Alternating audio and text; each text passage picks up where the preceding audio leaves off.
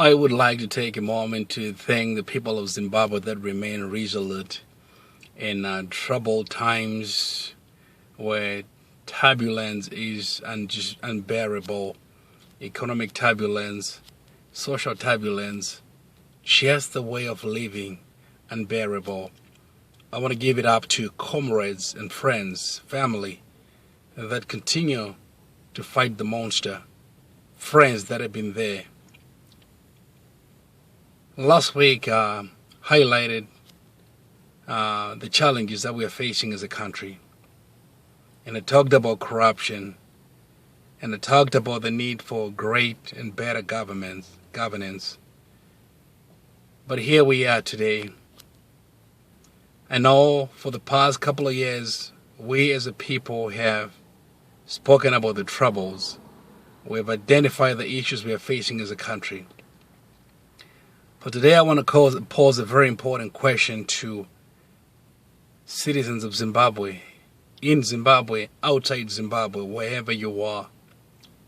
My question today is, now we know the problems, now we know the challenges, we know what is not working.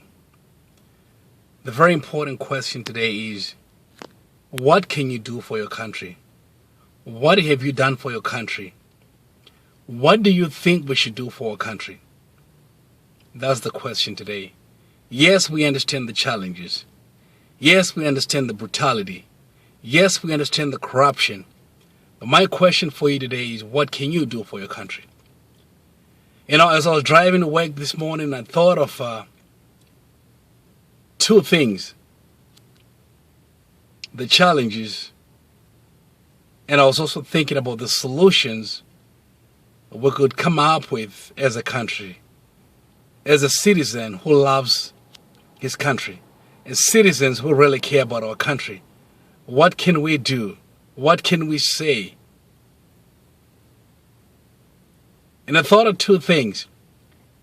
That there are certain things that we can influence in a positive way, and there are certain things that we cannot change. I began to visualize a big circle. Within the bigger circle, the outer circle, there are things that we cannot change. But within that big circle, there's another circle with things that we can change. For example, I thought about these and said, for example, corruption starting from the lowest to the highest office in the land. When you get pulled over by the policeman, they ask for a bribe.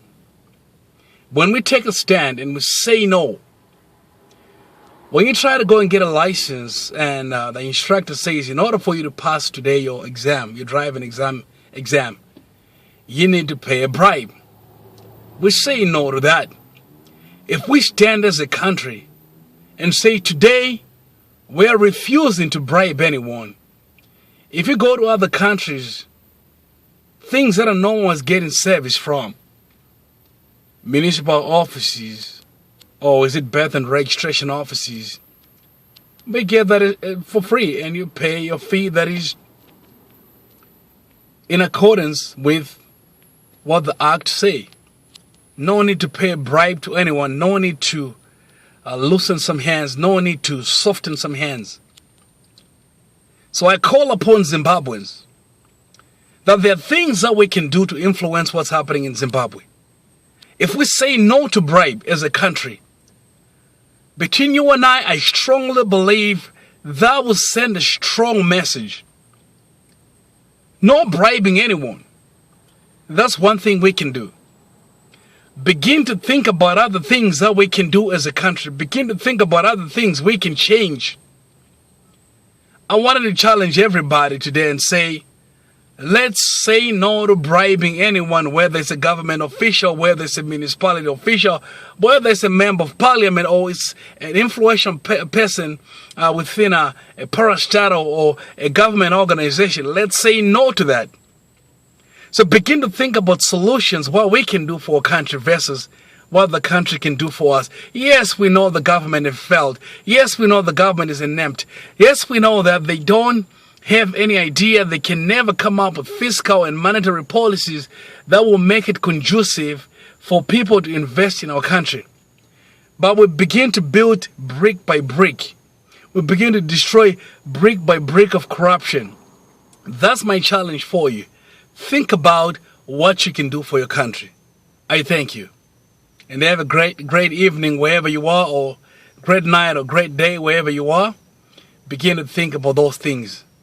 Thank you once again for listening.